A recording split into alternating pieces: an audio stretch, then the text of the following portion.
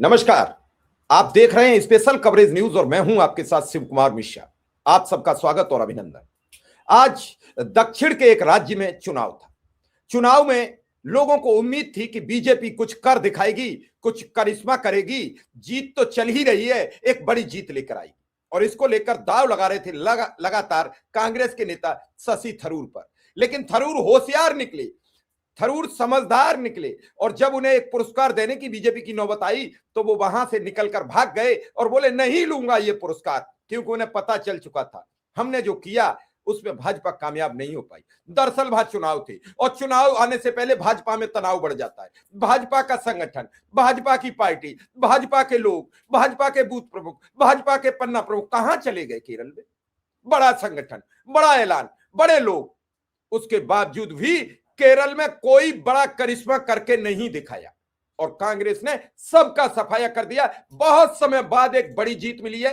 लगातार 2 चुनाव यूडीएफ की सरकार रहने के बाद इस बार मुख्यमंत्री विजयन को करारी हार का सामना करना पड़ रहा है। पूरा परिणाम दिखाऊंगा, कोई बात हवा में नहीं होगी, तथ्यों से और सबूतों से आपको बताऊंगा। लेकिन क्या इस हार पर, क्या इस जीत पर मीडिया में चर्चा होगी? कांग्रेस का परचम लहराया गया, क्या इस पर मीडिया अपना मुंह खोलेगी? नहीं खोलेगी, कोई चर्चा नहीं होगी। चर्चा होगी आज उत्तर प्रदेश के भाजपा के अध्यक्ष की, क्योंकि मोदी साहब ने दिल्ली से किसी को भेजा, बाई एरोप्लेन भेजा, उतरे और पर्चा भर दिया और अध्यक्ष बन गए। क्या पूरा प्रदेश अब गोरखपुर से चलाया जाएगा? अध्यक्ष से लेकर मुख्यमंत्री तक, राज्यपाल से लेकर राष्ट्रीय महासचिव तक, सारे पद गोरखपुर पर। उत्तर प्रदेश में कोई जिला बचा नहीं जो लोग बीजेपी को वोट करें। क्या बीजेपी को किसी जनपद से वोट नहीं चाहिए, केवल गोरखपुर मैनेज करना है? यह सवाल अब दर्शक पूछेंगे, वोटर पूछेंगे। मेरा सवाल, आपकी स्क्रीन पर ये चुनाव आयोग की तत्काल की तस्वीर जो वहां की है, देखिए, आप इसे समझिए, विचार कीजिए और फिर कोई बात हवा में मत सुनिए। ये वहां का ट्रेंड है। ये ट्रेंड मैंने फुल स्क्रीन कर दिया आपके समक्ष। यूडीएफ जो सत्ता में कांग्रेस समर्थित गठबंधन है, मतलब केरल में टोटल 17,337 ग्राम पंचायतें, जिसमें 7,008 कांग्रेस जीतने जा रही है। एलडीएफ जो वहां सत्ता में 5,754 ग्राम पंचायतें जीतने जा रही है। एनडीए टोटल 1306 सीटों पर, जबकि स्थानीय लोकल पार्टियां मिलकर, और अदर्स 1151, यानी अदर्स और बीजेपी में बहुत ज्यादा डिफरेंस नहीं है। ब्लॉक पंचायत, जिसे हम यूपी में ब्लॉक प्रमुख कहते हैं, 2267 है। कांग्रेस अकेली 941 जीत रही है, एलडीएफ 748, एनडीए के सारे साथी मिलकर 50, अदर्स 38। जिला पंचायत टोटल डिस्ट्रिक्ट पंचायत 346, 45 कांग्रेस ने जीते हैं, 20 एलडीएफ ने जीते हैं। बीजेपी का अब तक कोई जिला पंचायत में खाता नहीं खुला है, 0 पर खड़ी है, अदर्स 1 पर आगे है। म्यूनिसिपैलिटी 3240, 1458, यानी आधे के आसपास, 1100 एलडीएफ ने जीते हैं, 324 यानी 10% सीधे सीधे, और अदर्स 323, कारपोरेशन 421, 187, फिर यहां पूरा 40% से ऊपर, 125 पर एलडीएफ, 93 पर बीजेपी, 15 सीटें अदर्स के खाते में जा रही हैं। ये तत्काल का सिनेरियो है। केरल में हम बात करें तो कुल केरल स्थानीय निकाय चुनाव की मतगणना जारी है। शुरुआती कुछ घंटों के रुझानों में कांग्रेस के नेतृत्व वाला United Democratic Front Kochi, Thrissur, Kannur नगर निगमों में बढ़त बनाए हुए है। सीपीआईएम के नेतृत्व वाला लेफ्ट डेमोक्रेटिक फ्रंट कोल्लम और कोझिकोड नगर निगमों में आगे है। त्रिवंतपुरम नगर निगम में बीजेपी के नेतृत्व वाले एनडीए और एलडीएफ के बीच कड़ी टक्कर चल रही है। दरअसल स्थानीय निकाय चुनाव की मतगणना चल रही है। केरल में कुल 1200 स्थानीय निकायों में से 1199 निकायों में 9 और 11 दिसंबर को 2 चरणों में मतदान हुआ। कुन्नूर जिले की मटलूर नगर पालिका में इस बार चुनाव नहीं हुए हैं, क्योंकि यहां सितंबर 2027 में चुनाव होने हैं। केरल के 7 जिलों में स्थानीय निकाय चुनाव के पहले चरण में 70.91%, दूसरे चरण में 76.08% मतदान दर्ज किया गया। नगर निगमों, नगर पालिकाओं, ग्राम पंचायतों, ब्लॉक पंचायतों, जिला पंचायतों के प्रतिनिधि के लिए ये चुनाव हुए थे। अब परिणाम आ रहे हैं। पहले चरण में लगभग 595 स्थानीय निकाय में हुआ था। परिणाम 2026 के विधानसभा चुनाव से पहले राजनीतिक माहौल तैयार करेंगे और इसे सेमीफाइनल माना जाएगा। लेकिन क्या राजनीतिक दल इसे सेमीफाइनल मानेंगे?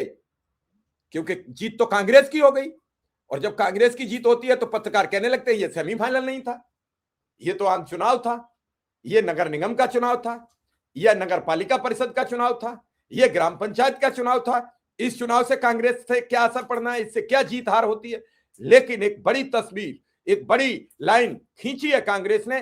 केरल में इस बार फिर कांग्रेस वापसी करती दिख रही है, और कांग्रेस समर्थित गठबंधन अगर केरल में वापसी करता है तो यह कांग्रेस के लिए 2026 में राहत भरी खबर होगी। और इस खबर से कांग्रेसी बहुत उत्साह में ना आ जाए, क्यों? उनका अति उत्साह उन्हें हार की ओर ले जाता है। और कुछ ऐसे मीडिया के धुरंधर जो अब कांग्रेस की विकराल विक्ट्री दिखाना शुरू कर देंगे, और कांग्रेस के नेता आराम से चद्दर तानकर सोना प्रारंभ कर देंगे कि जीत गए। जबकि बीजेपी के लोग हार पर जीत के लिए अग्रसर होते हैं और वो अपना कंबल फेंक देते हैं, वो कहते हैं मुझे चुनाव जीतना है। लेकिन बीजेपी के लोग, कांग्रेस के लोग जैसे ही जीत का स्वाद मिलता है फिर कंबल ताल कर सोते हैं कि अब तो एक तरफा चुनाव हो गया। और इसी में हरियाणा चला गया, महाराष्ट्र चली गई, बिहार चली गई। और बिहार में तो खुद राहुल गांधी ने भी यही बवाल किया कि जब एक टेम्पो बना दिया था तो 59 दिन फिर वो बिहार नहीं गए। क्यों नहीं गए मुझे नहीं मालूम, क्या कारण थे नहीं गए मुझे नहीं मालूम, लेकिन तेजस्वी यादव के बचपने के चलते भी बिहार में बड़ा नुकसान हुआ। कारण क्या रहे सब बताऊंगा। लेकिन केरल की आज जीत ने कांग्रेस को एक ऑक्सीजन देने का काम करेगी। यह स्थानीय स्तर की जीत है, और जब गांव में जीतने लगती है कोई पार्टी, नगरों में जीतने लगती है पार्टी, तो फिर आगे मुफीद होना, उसकी जीत आगे बढ़ना बहुत आसान हो जाती है। लेकिन गांव, कस्बे, शहर, ठाड़ी यानी छोटे छोटे गांव, मजरों में जब आपकी हार प्रस्तावित हो जाती है और आप हारने लगते हैं तो बड़ी जीत की ओर आपका ख्वाब नहीं जाता है।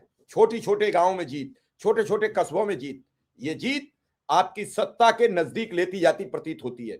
फिलहाल इस जीत से कांग्रेस को बहुत ज्यादा उत्साहित नहीं होना चाहिए, लेकिन लगातार हार के बीच जब से लोकसभा चुनाव हुआ 2024 के बाद ये पहली जीत है। हालांकि पहली 2 जीत उन्हें मिल चुकी हैं, लेकिन मीडिया ने उनकी कतई चर्चा नहीं की। अगर चर्चा की गई होती तो इतना बुरा हश्र नहीं होता, जिसमें एक झारखंड राज्य, जिसमें एक जम्मू कश्मीर, लेकिन कतई चर्चा नहीं हुई। चर्चा हुई तो हार की हरियाणा की, चर्चा हुई तो महाराष्ट्र की हार की, चर्चा हुई तो बिहार हार की, लेकिन जीत की कतई चर्चा नहीं होती। इसीलिए कांग्रेस का सोशल मीडिया के जरिए कमजोर पड़ जाता है। हालांकि कांग्रेस अपना सोशल मीडिया काफी स्ट्रांग किए हुए, पता नहीं आज भी क्या ही लोगों को बुलाया गया है कल की रैली को लेकर। पता नहीं वो कौन लोग हैं, पता नहीं कहां से बुलाए जाते हैं। ये कांग्रेस के प्रवक्ता किसको बुला लेते हैं, कौन लोग हैं जो क्या जमीन पर जाते हैं? उन इन्फ्लुएंसर के जरिए अगर कांग्रेस चुनाव जीतना चाहती है तो घर पर आराम से अपना बल्ब बंद करके सो जाए, कभी जीत नहीं मिलेगी। जीत उन लोगों के साथ मिलती है जो लोग जमीन पर जाते हैं, जो लोग जमीन का आपको खबर देते हैं। और जमीन पर ये लोग नहीं जाते हैं जितने इन्फ्लुएंसर बैठे हैं ट्विटर पर किटपिट करी और आपकी पोस्ट आगे बढ़ा दी। कई गालियां खा जाते हैं, कई कुछ खा जाते हैं। और रही बात यूट्यूब पर भी या मीडिया के जरिए, तो कई लोग ऐसी खबरें प्रदर्शित कर देते हैं जिनका कोई आदि अंत नहीं होता। अभी हम बात कर रहे हैं मान लीजिए केरल पर, तो ये आपके स्क्रीन पर वहां के इलेक्शन कमीशन की वेबसाइट से निकाली गई ये तस्वीर है, ये बता रही है। अब इसमें शिव कुमार मिश्रा झूठ थोड़ा ही बोल सकते हैं। 7008 अगर कांग्रेस सीटें जीत रही है पंचायतों की, तो इसमें मैं 17,008 नहीं बता सकता, 8,008 नहीं बता सकता। सही खबरें और तथ्य पर खबरों पर अगर कांग्रेस काम करेगी तो चुनाव जीतना कोई बड़ी बात नहीं होती है। लेकिन अगर वो हवा में रहकर ही चुनाव जीतना चाहती है तो फिर कांग्रेस जाने, कांग्रेस की मंशा जाने। हालांकि कांग्रेस पर सवाल करना आसान है, बीजेपी पर सवाल करना बहुत टेढ़ी खीर है। और बीजेपी जीत रही है तो बीजेपी से सवाल करें क्या? सवाल तो कांग्रेस से करना पड़ेगा, वो अपनी सिस्टम को सुधारे। जैसे अब उत्तर प्रदेश का चुनाव होगा, अखिलेश यादव को एक एक कदम फूंक के रखना होगा। भाजपा पूरी तैयारी में आ रही है, प्रदेश अध्यक्ष बदल दिया, उन्हें लगा अखिलेश का पीडीए मजबूत है तो उन्होंने झट सीधे प्रोग्राम बदल दिया, पीडीए का प्रदेश अध्यक्ष ले आए। अब लड़िए, क्यों लाए? क्योंकि 10 जो कुर्मी जीते उनमें 7 कुर्मी समुदाय के लोग, 7 कुर्मी जाति के लोग समाजवादी पार्टी से चुनाव जीते, केवल बीजेपी से 3 जीते। कुर्मी यादव के बाद अगर बड़ी तादाद में पिछड़ों में किसी का वोट है तो लोध जाति का और कुर्मी जाति का, तो कुर्मी कैसे सदे? लोध वो साध चुके हैं राजवीर सिंह के बेटे को मंत्री बनाकर। राजवीर सिंह हालांकि चुनाव हार गए। इन सब चीजों को बड़ा गहनता से समझना पड़ेगा। बीजेपी अपने स्ट्रक्चर पर बहुत मजबूती करती है और यही अगर कांग्रेस करने लगे तो बीजेपी बहुत दिन एक तरफा जीत हासिल नहीं कर पाएगी। कांग्रेस को यह विचार करना पड़ेगा। फिलहाल शशि थरूर भी बीजेपी को नहीं खड़ा कर पाए, इसी उद्देश्य से वो बीजेपी से पुरस्कार लेने नहीं गए कि जब परिणाम आएंगे 13 तारीख को तो हम मुंह क्या दिखाएंगे। मुंह दिखाने से पहले ही उन्होंने फिर मना कर दिया कि पुरस्कार लेने नहीं आऊंगा। फिलहाल जहां से वो सांसद है वहां भाजपा जीत रही है, ये उनके लिए राहत भरी खबर है। उन्होंने कांग्रेस का नुकसान करा दिया, लेकिन इससे कोई बड़ा इतिहास नहीं रच गया है।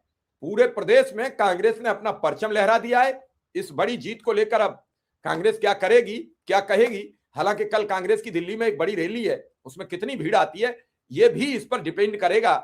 और उसके बाद फिर केरल, पश्चिम बंगाल, कई बड़े राज्यों में, उत्तर प्रदेश 2027 तक 10 से 12 राज्यों में चुनाव है। ये 12 राज्य एक नई रणनीति लिखेंगे और इस दौरान कई नई खबरें चल रही हैं। उन खबरों का भी हम आपके समक्ष लेकर विश्लेषण हाजिर रहेंगे। लेकिन फिलहाल ये खबर देखिए और अच्छी लगे तो लाइक शेयर जरूर कर दीजिए और अगर हो सके तो हमें कमेंट करके बताइए कि कांग्रेस की ये जीत दक्षिण में भाजपा को पैर जमाने देगी या नहीं।